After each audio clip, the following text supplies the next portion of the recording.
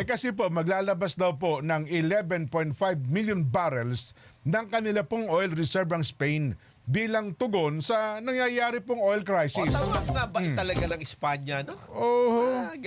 Kulang ba tayo sa oil? Oh. I mean, ang bahala. Meron kaming reserba. Oh. Di na baling maubusan kami. Ayan, ayon mismo kay Energy Minister Sara Aagzen. Ay, kilala ko yan. Aagzen. Oo, dati naming kapitbahay yan eh. Ito si Sara? Oo. Ganda. Diyan ako kasi tumira sa Barcelona nung bata pa kami. Wow! Kaya ibigan namin yan si Sara. Oho. Naging energy minister na pala. Oo. Dati walang ka-energy to eh.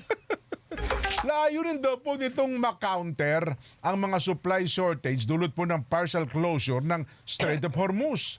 Ang pag-release daw po ng bariles ay gagawin phase by phase. Yun. At ang unang phase ay magsisimula po after 15 days. Bukod daw po sa Spain na nakatakda rin maglabas ng 400 million barrels, ang IEA, International Energy Agency. Miyembro sila kasi niyan. Ayun.